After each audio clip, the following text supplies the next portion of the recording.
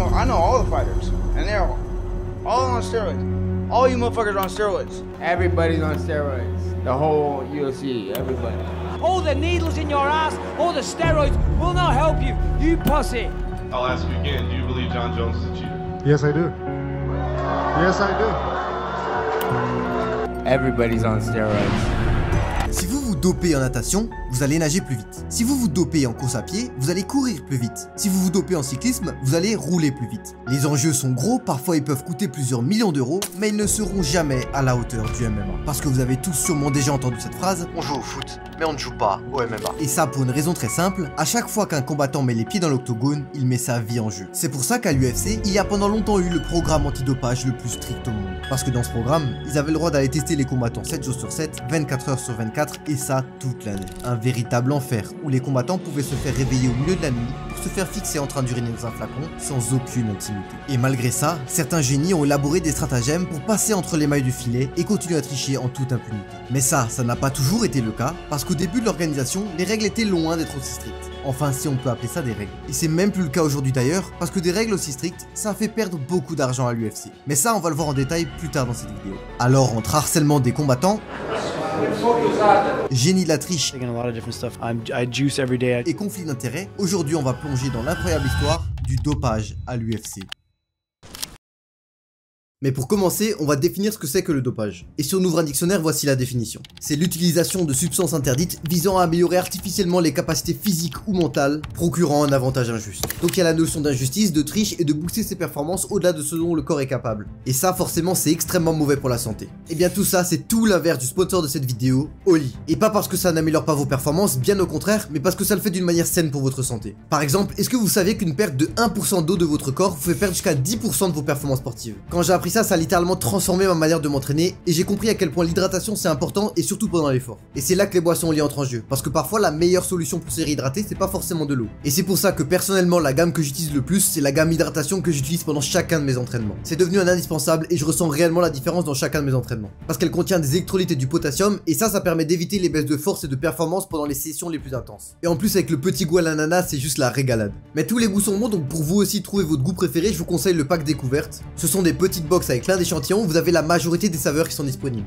En plus Oli c'est une alternative parfaite à tous les boissons qui produisent énormément de déchets parce qu'avec seulement un peu de Oli ça vous permet d'éviter de jeter jusqu'à 50 canettes. Il n'y a pas de sucre ni de taurine inutile et tous les arômes et les colorants sont naturels. Et après l'entraînement j'aime bien me poser pour redescendre et me calmer avant d'aller dormir et là je me fais un petit thé goût pêche et thé noir et ça me permet d'enchaîner avec une grosse nuit bien réparatrice pour enchaîner avec la journée suivante. Alors si tu sais pas par où commencer, je te conseille le pack starter de Lustre qui te revient à 45 € avec les 5 € de réduction sur ta première commande avec le code POCA5. Et si tu veux te focus sur l'hydratation, je te conseille le starter 7 hydratation et pour toutes les commandes après ta première commande, tu peux utiliser le code POCA et tu auras 10% de réduction sur chacune de tes commandes. Et pour revenir sur le sujet du dopage, on va une fois de plus revenir au tout début de l'UFC en 1993. Et pour un peu de contexte, à cette époque, l'UFC ça ressemble plus à des combats clandestins qu'à une réelle organisation. Et comme on l'a déjà vu plusieurs fois sur cette chaîne, à l'époque c'était vraiment le Far West et l'objectif c'était de choquer le public avec les combats les plus violents possibles. À un tel point que leur fameuse devise qui a fait leur succès, à savoir No Rules, elle s'applique pas seulement aux règles du sport, mais aussi au contrôle antidopage. Et pour que vous vous rendiez bien compte, à cette période, si tu te faisais prendre, c'était presque par accident. Et à ce moment, le dopage, c'est un peu comme le sport. Chacun fait un peu à sa sauce, prend des produits à droite, à gauche, c'est un peu du bricolage, et en fonction d'où vient l'athlète et de sa discipline, ils vont prendre différents produits. Mais même pour se doper, ça demande un minimum d'intelligence. Il faut identifier les facteurs limitants du sport et prendre les produits qui vont repousser ces mêmes limites. On va prendre le cyclisme par exemple. Les coureurs doivent être capables de maintenir un effort intense pendant plusieurs heures, et ce qui va limiter leur performance, c'est le manque d'oxygène. C'est pour cette raison qu'ils se tournent principalement vers l'EPO, qui permet d'améliorer l'oxygénation des muscles, et ça ne serait pas intelligent de prendre les mêmes produits que des bodybuilders par exemple, qui doivent uniquement augmenter leur masse musculaire.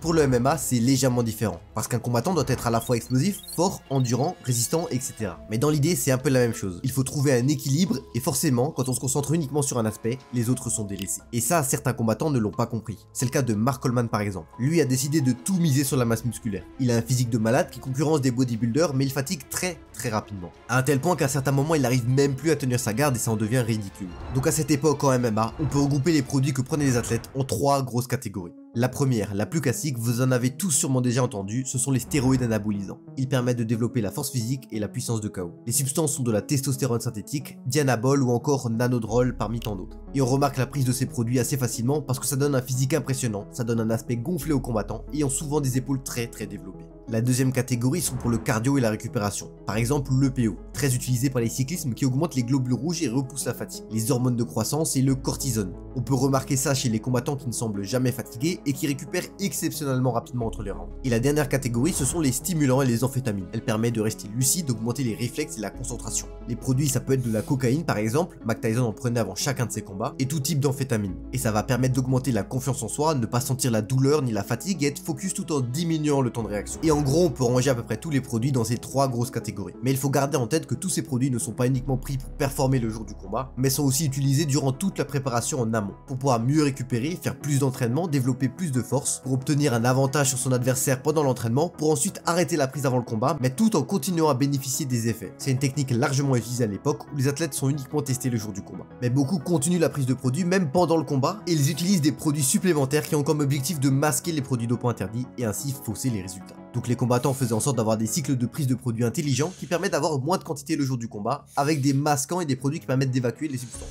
Et ça leur permet d'esquiver vraiment facilement les tests de l'époque, et si ça paraît compliqué, c'est extrêmement facile et très largement répandu. Mais à ce moment, les gens ne sont pas très sensibilisés sur la question, et à vrai dire, tout le monde s'en fout que les athlètes se dopent parce que personne ne sait de quoi il s'agit. Les sports comme le football et le basket commencent à peine à tester leurs athlètes, mais l'UFC c'est encore un niveau supérieur, parce que quand on interviewe les combattants, certains assument carrément que ça fait partie de leur préparation. Ils ne collaborent encore avec aucun organisme de contrôle, il n'y a ni test pendant la préparation, ni avant le combat, ni après. Mais bon, cet âge d'or du dopage, vous vous en doutiez bien, ça ne pouvait pas durer éternellement. Surtout dans un contexte où l'UFC cherche à se professionnaliser et se faire une place en tant que vrai sport. Donc en 2001, lorsque Dana White et les frères Fertitta rachètent l'organisation, ils ont un objectif: professionnaliser le sport. Et ça va passer par l'ajout de règles, mais surtout s'associer avec une commission athlétique qui va organiser les licences pour les combats, les pesées et les contrôles antidopage. Et même si ces tests sont très basiques, ça va révéler l'ampleur du problème, parce que beaucoup de têtes vont tomber. Mais comme je vous l'ai dit plus tôt, les tests sont très basiques. Ce sont juste des tests urinaires au moment du combat et seules les substances les plus courantes sont testées. Il n'y a pas encore de test sanguin, pas de test en dehors des compétitions, donc un combattant peut se charger pendant toute sa préparation et arriver clean le jour du combat. Mais pour un début, c'est déjà bien, et ça a permis déjà de mettre un petit coup de pression aux tricheurs.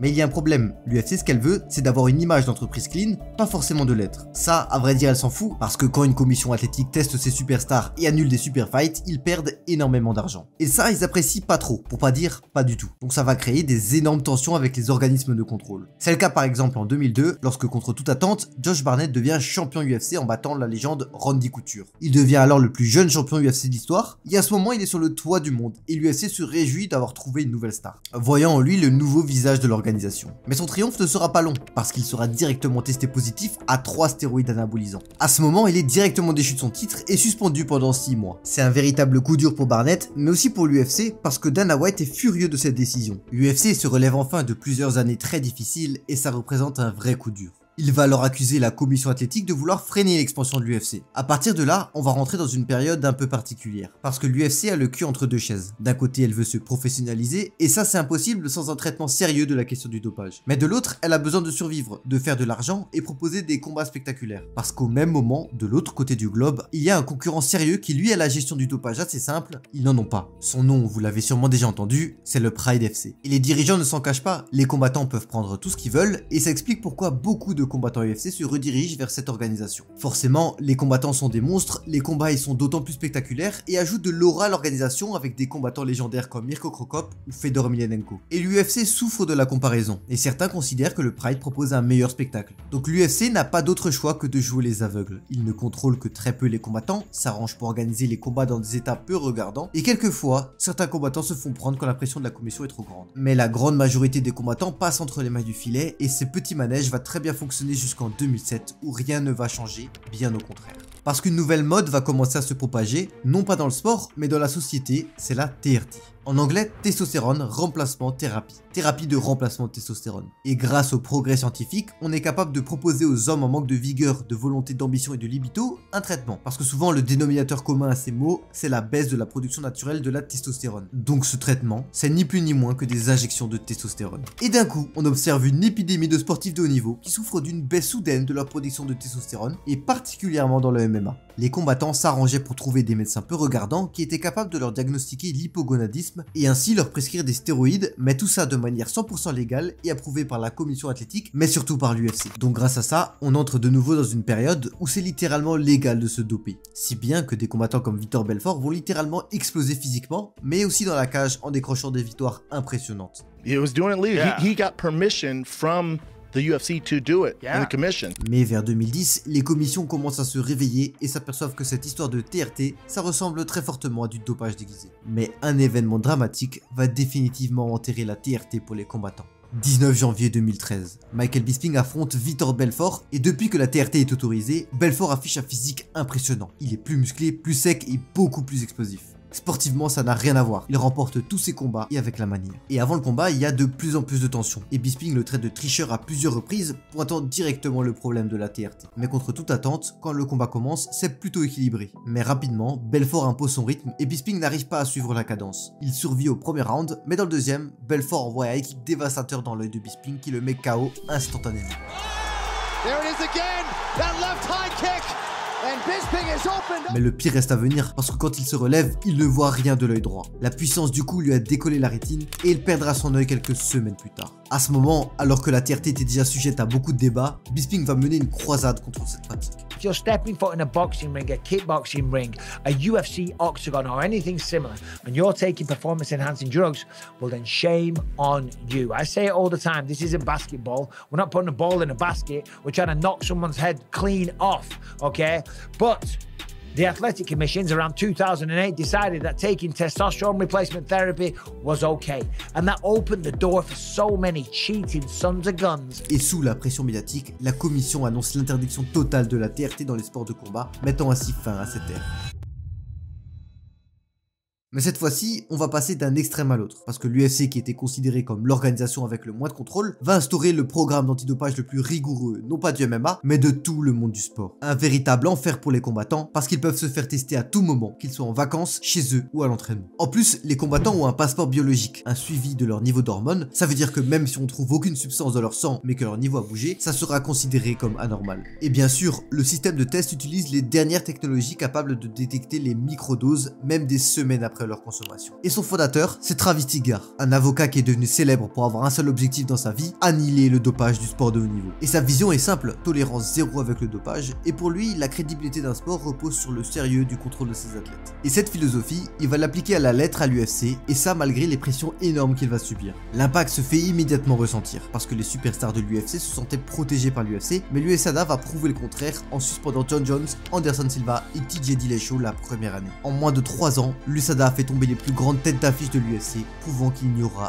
aucun passe-droit. Mais ça, c'est pour ceux qui ont décidé de continuer de prendre des produits. Parce que de l'autre côté, certains combattants vont prendre la décision d'arrêter. Mais par contre, leurs performances dans la cage vont s'effondrer. C'est le cas par exemple de Vitor Belfort dont on a parlé juste avant. Regardez son physique avant l'USADA. En plus, il était sur une grosse série de victoires et détenait le record de KO à l'époque. Et voici son physique directement après l'arrivée de l'USADA. Et à partir de là, il perdra 5 de ses 7 prochains combats. Un autre exemple marquant, c'est Hector Lombard. Regardez son physique impressionnant, mais au-delà de ça, il avait une carrière incroyable. Il était sur une série de 25 victoires consécutives, c'était la légende du sport. Mais quand il va intégrer l'UFC, il sera donc soumis au test de l'USADA et tout ne va pas se passer comme prévu parce qu'il va perdre ses 6 prochains combats. En moins de 3 ans, l'USADA a fait tomber les plus grandes têtes d'affiche de l'UFC, prouvant qu'il n'y aura aucun passe-droit. Donc ça y est, l'UFC aurait trouvé la solution contre le dopage? Eh bien, c'est pas exactement ça. Parce que si avant c'était open bar, maintenant on va rentrer dans un jeu du chat et de la souris entre les combattants et l'USADA. Et vous allez le voir, ce nouveau système de contrôle est loin d'être parfait. Oh yeah, it's very easy to beat. Very easy to beat. There's many ways the guys they do it. Let's say you know you get an injection of something that will last in your body maybe 3 days. But the effect of it will last 1 month. So you put in your whereabout that you're going in somewhere where they will never come to. You're going in Antarctica or whatever, like in, you know what I mean? Like Yeah, and you're I'll be going back in 4 somewhere. days.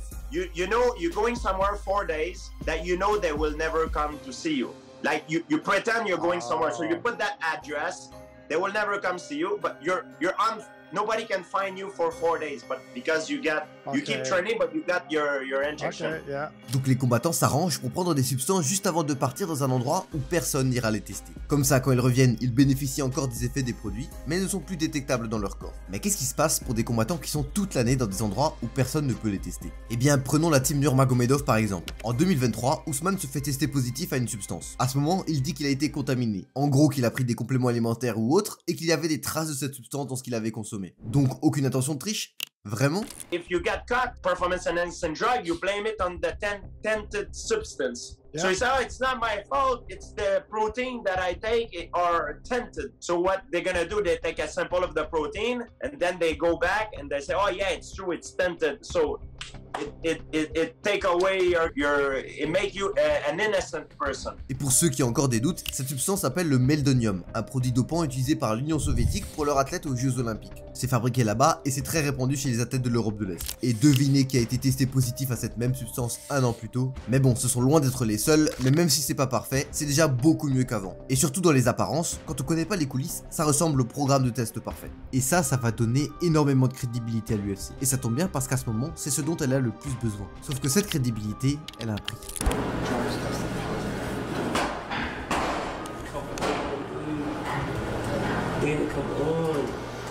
Come on. Fuck, I'm so sorry. Come on.